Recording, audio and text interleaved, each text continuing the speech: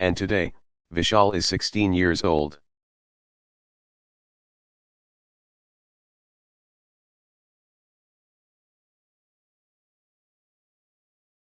And he and his family live in South Delhi, in the village of Moorband.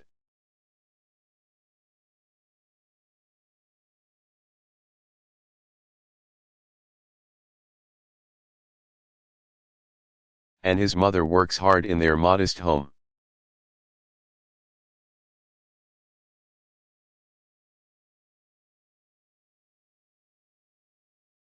And his sister is now in university, she wants to become a teacher.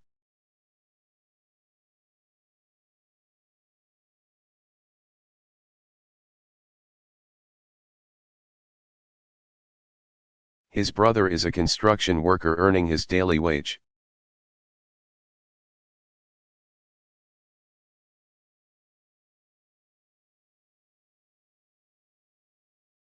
And his father works as a stone layer, farther away.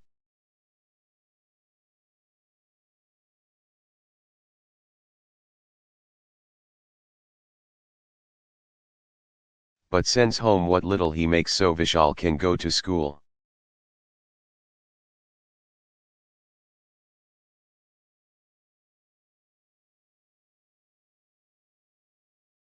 And Vishal loves math, and mostly, he studies.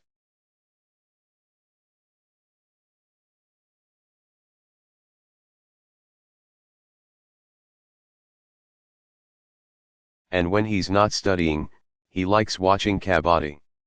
And he dreams of someday joining the Indian Armed Forces.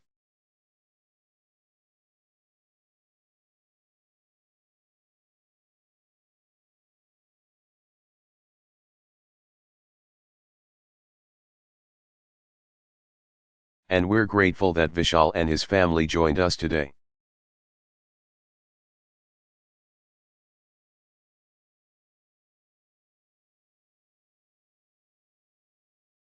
We're very proud of him, because he's an example of the talent that's here.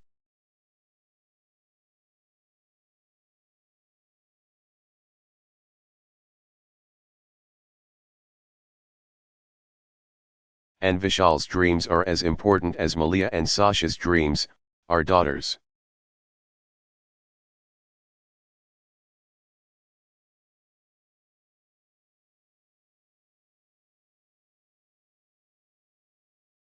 And we want him to have the same opportunities.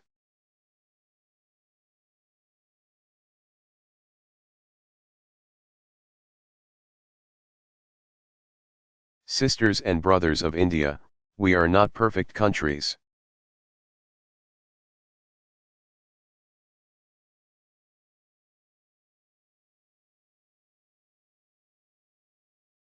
And we've known tragedy and we've known triumph.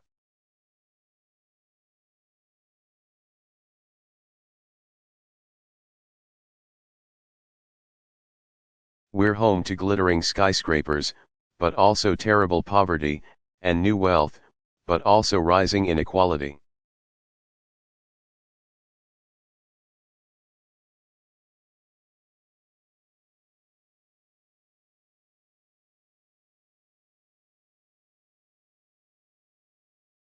We have many challenges in front of us.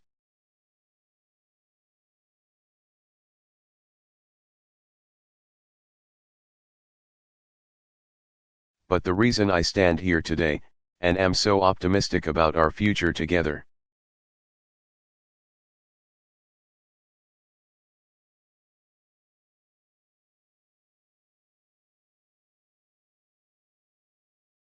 is that, despite our imperfections, our two nations possess the keys to progress in the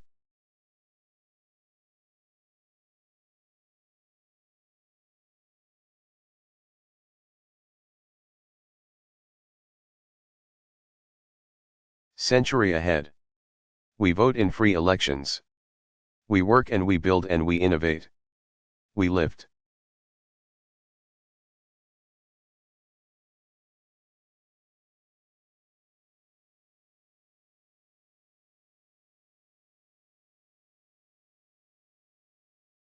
Up the least among us.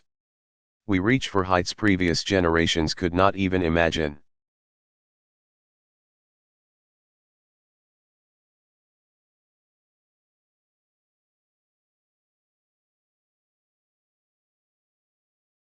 We respect human rights and human dignity, and it is recorded in our constitutions.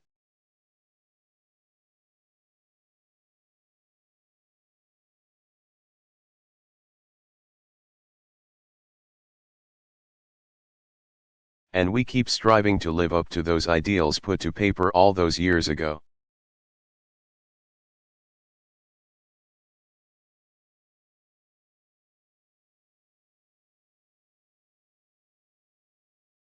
And we do these things because they make our lives better and safer and more prosperous.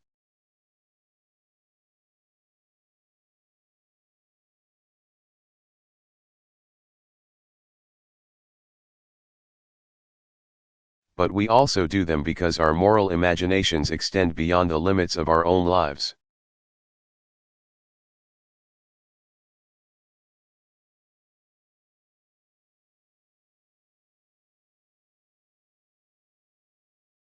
And we believe that the circumstances of our birth need not dictate the arc of our lives.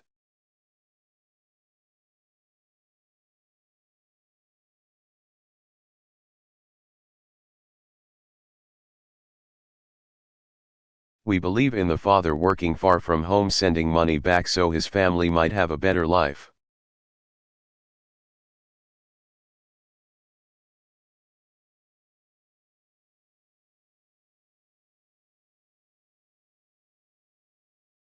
We believe in the mother who goes without so that her children might have something more.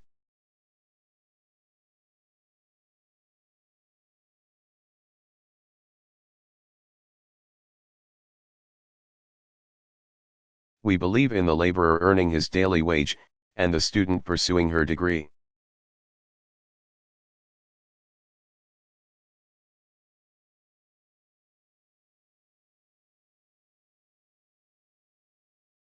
And we believe in a young boy who knows that if he just keeps studying,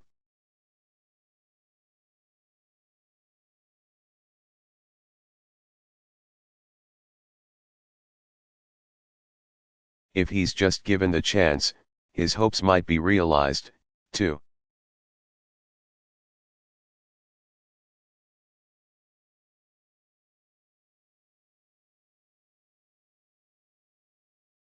We are all beautiful flowers from the same garden, branches of the same majestic tree.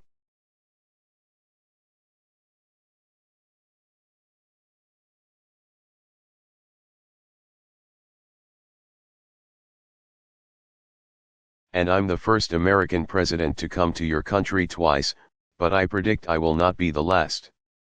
Because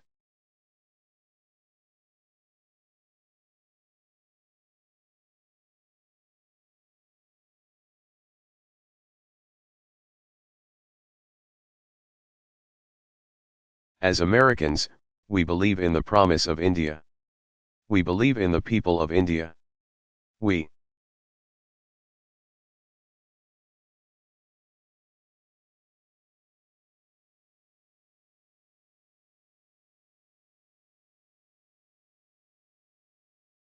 are proud to be your friend. We are proud to be your partner as you build the country of your dreams.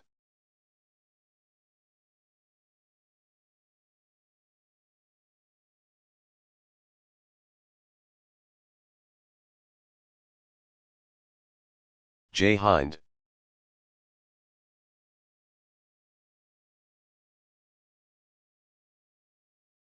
Thank you.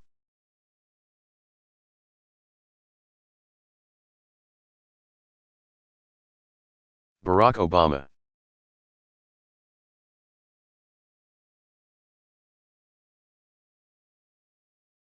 Address to a joint session of the Indian Parliament.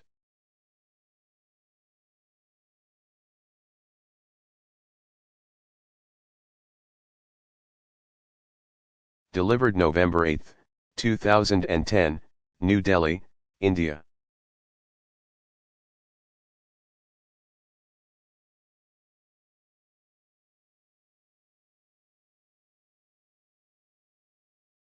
and edited for continuity.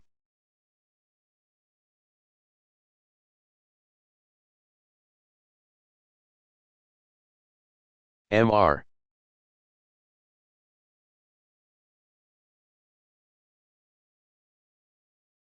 Vice President, Madam Speaker, Mr. Prime Minister.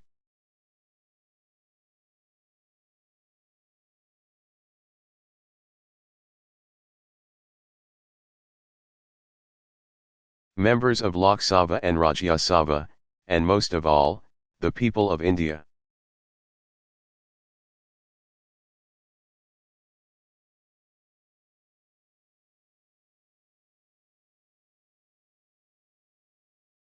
I thank you for the great honor of addressing the representatives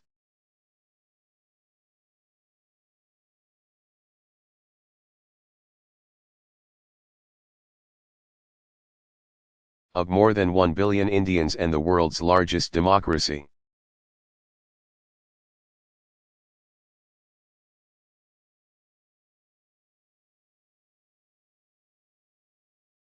I bring the greetings and friendship of the world's oldest democracy, the United States of America.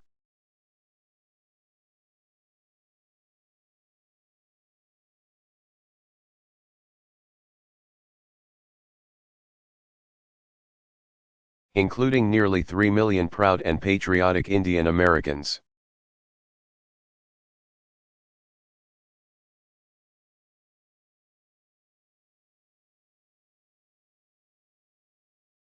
Over the past 3 days, my wife Michelle and I have experienced the dynamism of India and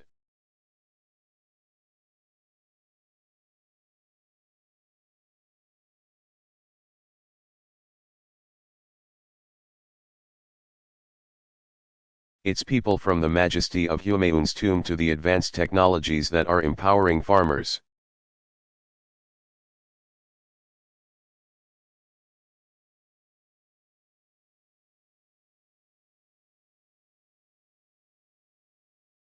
And women who are the backbone of Indian society, from the Diwali celebrations with school children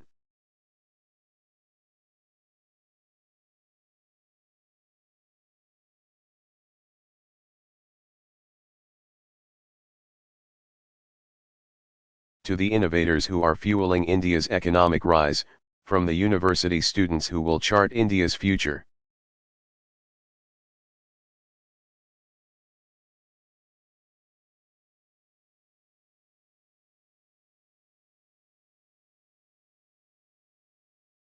To you leaders who helped to bring India to this moment of extraordinary promise.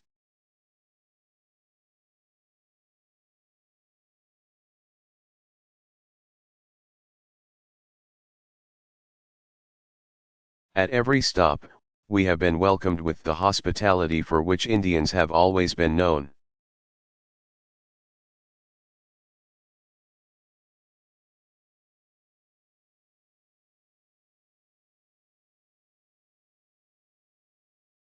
So, to you and the people of India, on behalf of me,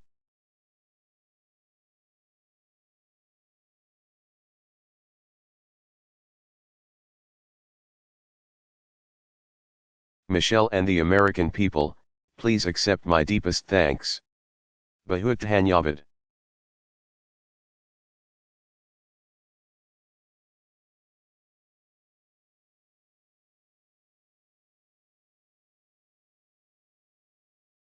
Now, I am not the first American president to visit India.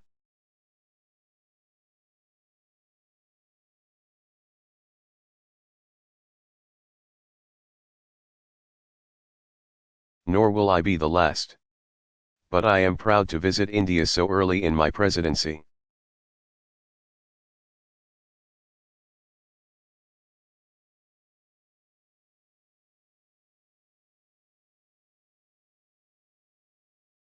It's no coincidence that India is my first stop on a visit to Asia.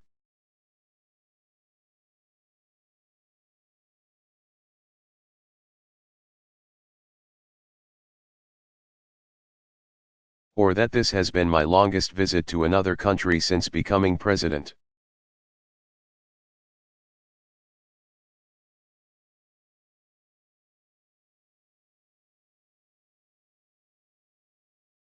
For in Asia and around the world, India is not simply emerging, India has emerged.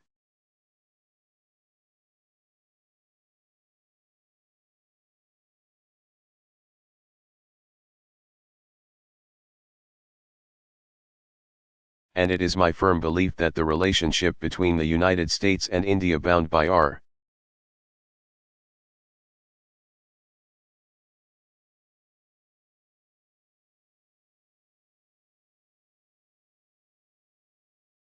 shared interests and our shared values, will be one of the defining partnerships of the 21st century.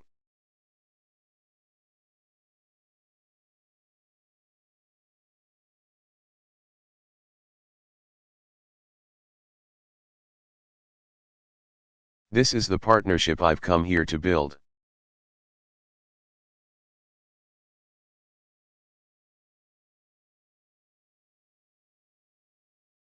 This is the vision that our nations can realize together.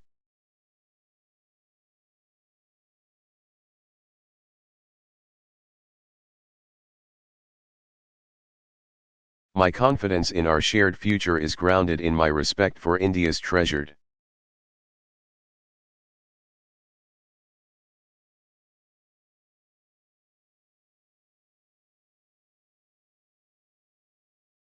past, a civilization that's been shaping the world for thousands of years.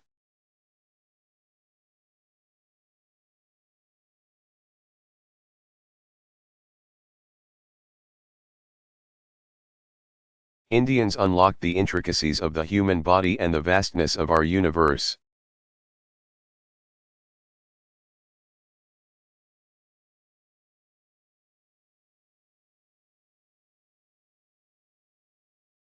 It's no exaggeration to say that our information age is rooted in Indian innovations.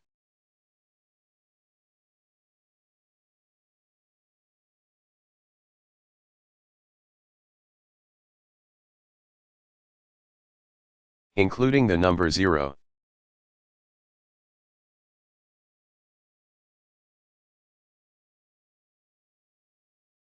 Of course, India not only opened our minds, she expanded our moral imaginations with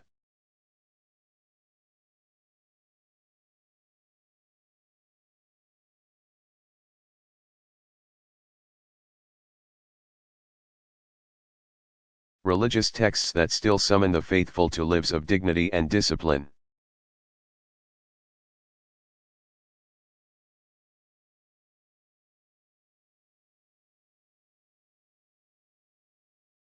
With poets who imagined a future where the mind is without fear and the head is held high, and with a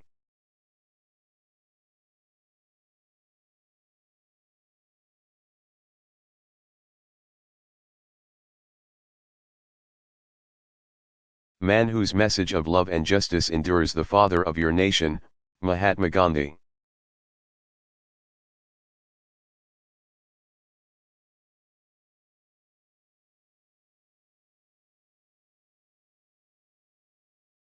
For me and Michelle, this visit has, therefore, held special meaning.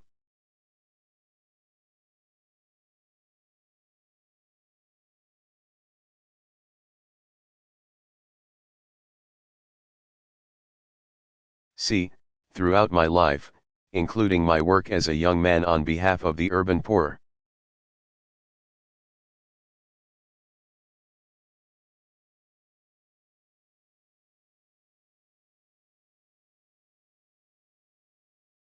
I've always found inspiration in the life of Gandhiji and his simple and profound lesson to be the change we seek in the world.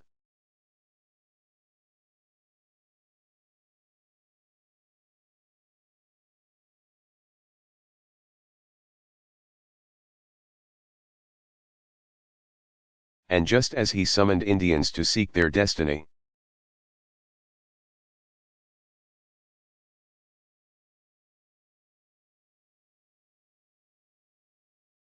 he influenced champions of equality in my own country, including a young preacher named Martin Luther King.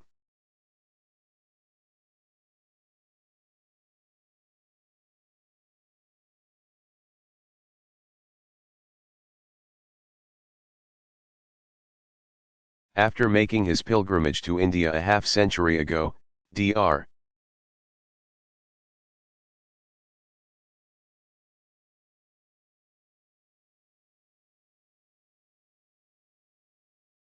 King called Gandhi's philosophy of nonviolent resistance the only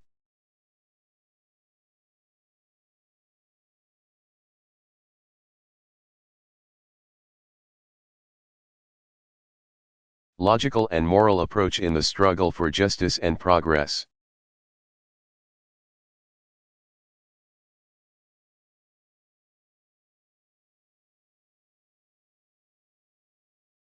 So we were honored to visit the residence where Gandhi and King both stayed, Mani Bhavan.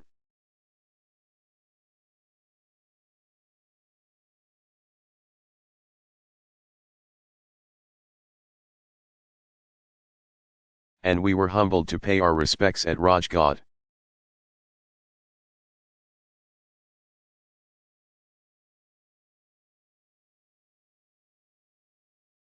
And I am mindful that I might not be standing before you today, as President of the United States.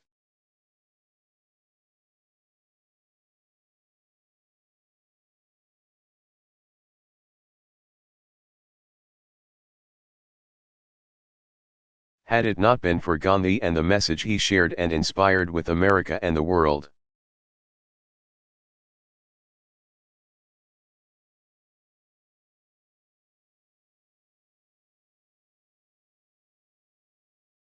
An ancient civilization of science and innovation.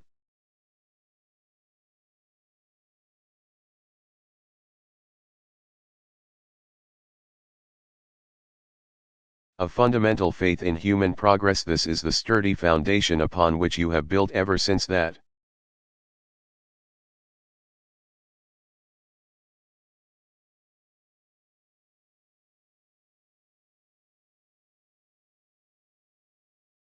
Stroke of midnight, when the tricolor was raised over a free and independent India.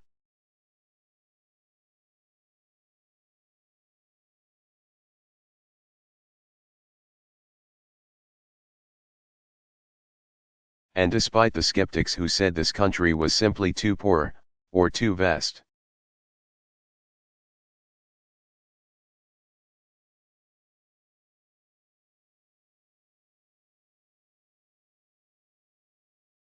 Or too diverse to succeed, you surmounted overwhelming odds and became a model to the world.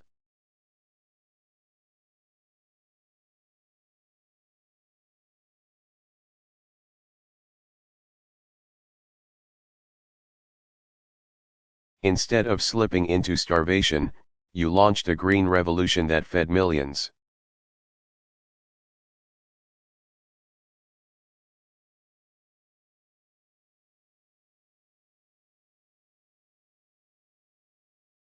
Instead of becoming dependent on commodities and exports.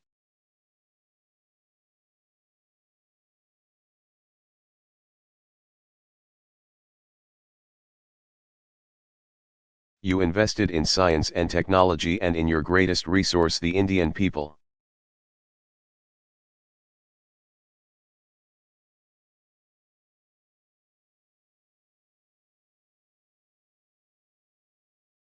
And the world sees the results, from the supercomputers you build to the Indian flag that you put on the moon.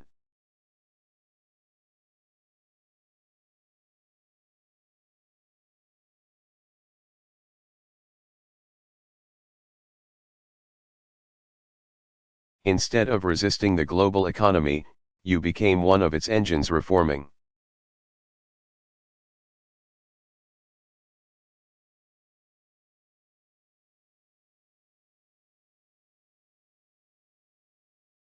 The licensing Raj and unleashing an economic marvel that has lifted tens of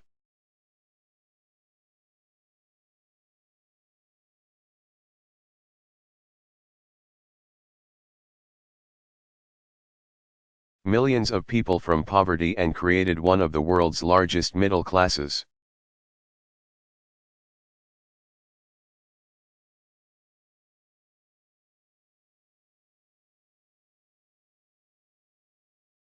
Instead of succumbing to division, you have shown that the strength of India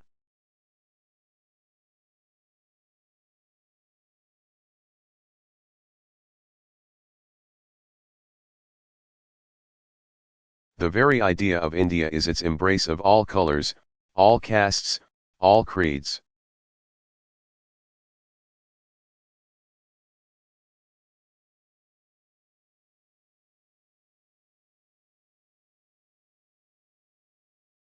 It's the diversity represented in this chamber today.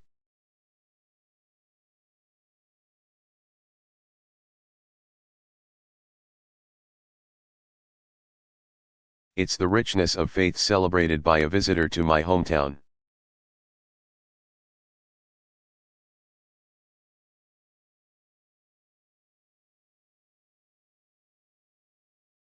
Of Chicago more than a century ago, the renowned Swami Vivekananda.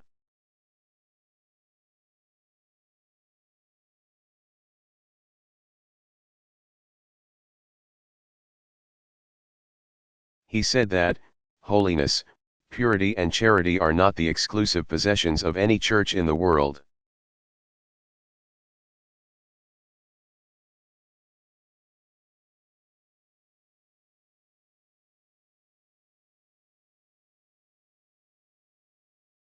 And that every system has produced men and women of the most exalted character.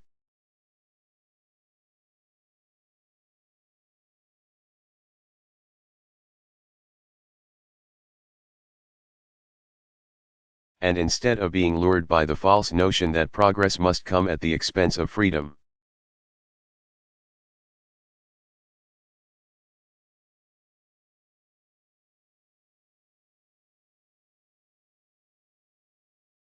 you built the institutions upon which true democracy depends: free and fair elections.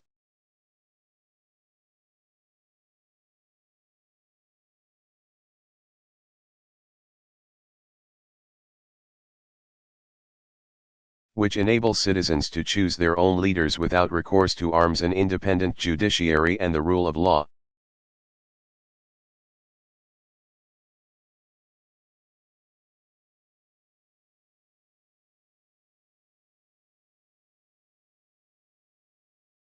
Which allows people to address their grievances, and a thriving free press and vibrant civil society which allows every voice to be heard. This year,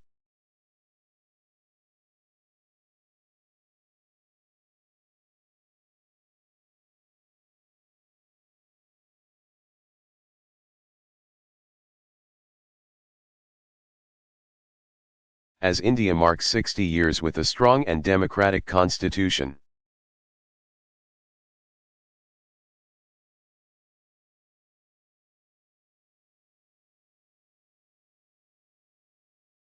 The lesson is clear: India has succeeded, not in spite of democracy, India has succeeded because of democracy.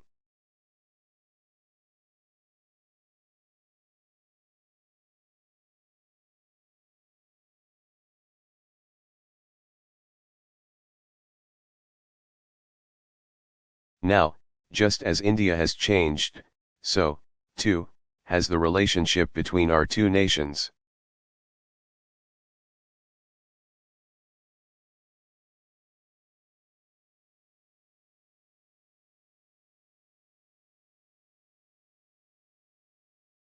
In the decades after independence, India advanced its interests as a proud leader of the non-aligned movement.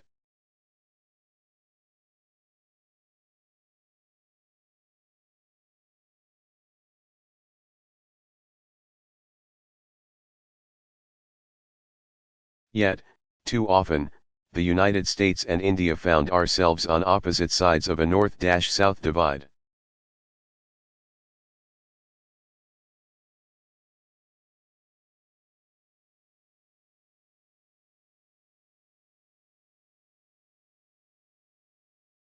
Estranged by a long Cold War. Those days are over.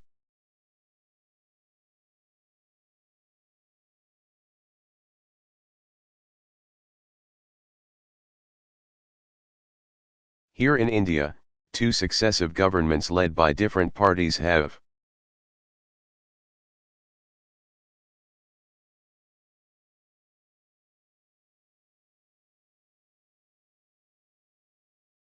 recognized that deeper partnership with America is both natural and necessary.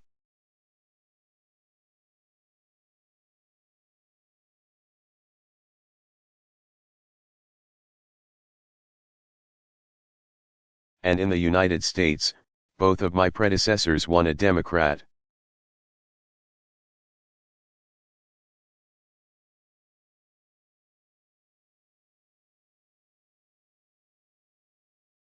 One a Republican worked to bring us closer, leading to increased trade and a landmark civil nuclear agreement.